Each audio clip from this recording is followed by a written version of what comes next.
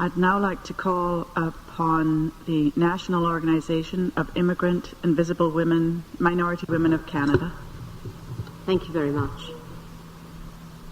When I came to this meeting, I was not prepared to speak because I didn't know what it was we could say. The National Organization of Immigrant and Visible Minority Women are very much a latecomer to the criminal justice system. I should like to say that we are here thanks to the fact that a great wodge of taxpayer money has been returned to us as a SIDPID grant under the Voluntary Sector Initiative, which has allowed us to intervene. We are being asked to prepare a visible minority network of policy advocates to advocate on the criminal justice system to Solicitor General. So diversity issues have finally entered the criminal justice agenda.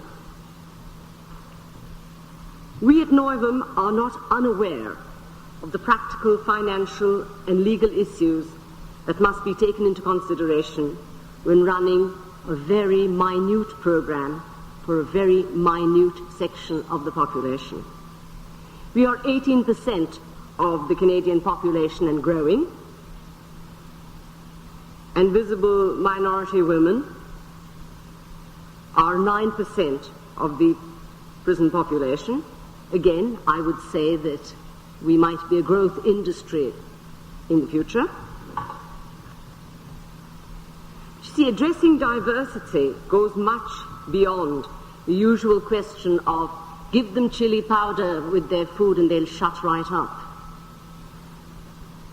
It does not just mean, though it is very important that Muslim women and Hindu women who are incarcerated are allowed to keep their dietary taboos and food habits. It does not only mean catering to women from diverse faiths, such as having an Islamic chaplaincy or a Sikh chaplain or a Hindu chaplain. Because with allowing people to practice their faith come certain other rites and rituals, such as ritual ablutions. And one cannot just provide a chaplaincy without providing facilities for the ablutions, for example, for the prayers. The problem is that we are not a homogeneous group, and Corrections Canada, from my reading of the literature and from everything I've heard in the last 2 days, has been a very educative experience for me, believes in a template approach. And a template approach does not work when we are such a highly differentiated group, the visible minorities and the immigrants. We are differentiated by country of origin, by achievement and status, by which linguistic group of the two official languages we fall into.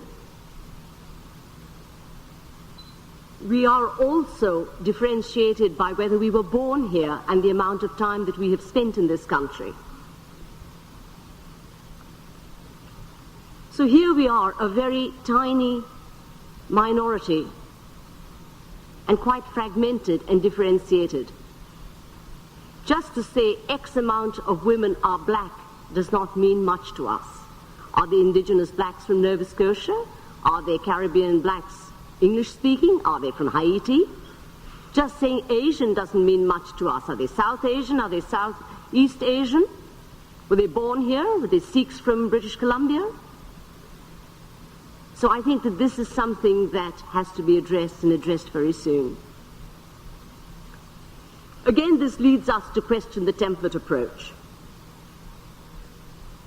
We are also very concerned that the criminal justice system has not looked at the intersection of the law with other acts such as the Immigration and Refugee Protection Act, the coming Citizenship Bill, and even the Anti-Terrorism Act, which in this room about a year ago some of us fought tooth and nail. So we see this unfortunate system of sponsorship of women immigrants as wives, dependent wives, coming into this country. This morning, CBC reported on the world news that a Jamaican who came to this country, a man, lived in Toronto, he came here when he was 7, has just been deported back to Jamaica. And he's 27. He spent about 12 years inside. He knows nothing about Jamaica, but he was a landed immigrant, and therefore back he goes. What if a woman has her sponsorship withdrawn when she is inside? She too is liable for deportation. I cannot stress too much the question of shaming, ostracism, and ostracism that exists within many of our communities. I can talk with some authority, I think, on the South Asian community, where women are the bearers of a family's honor, even in a patriarchal system. Therefore, a woman who has been put behind bars has shamed the entire community, has given it a black face, we say. Therefore, such a person should not be integrated back into the city from which she came, for fear that she would be the target of abuse and come to harm from the elders of the community who see themselves as guardians of a particular kind of retributive morality. So, diversity means something else when we are talking about community corrections. And talking about community corrections and releasing women into the visible minority or immigrant community, the groups there are underfunded and struggling. They are not able to take on the burden of integration.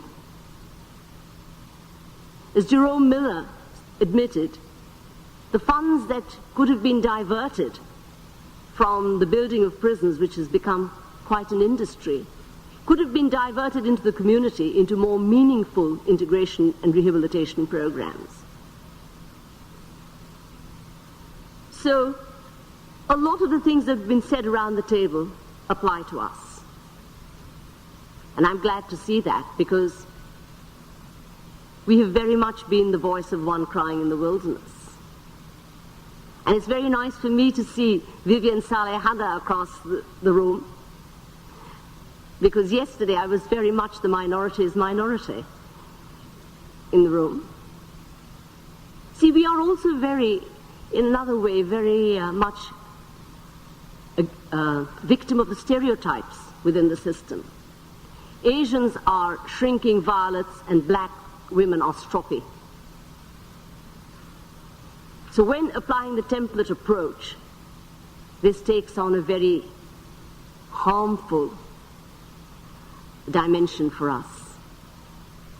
So we would join with you in calling for a scrapping of this rather specious system of risk assessment. We would call for better funding of community-based programming. It's not a low-cost option, as we are often led to believe.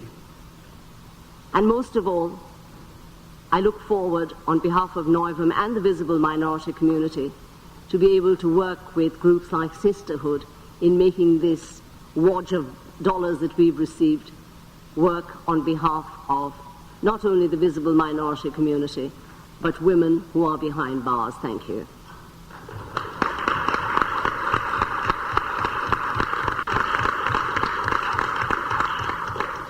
Thank you very much, Anu.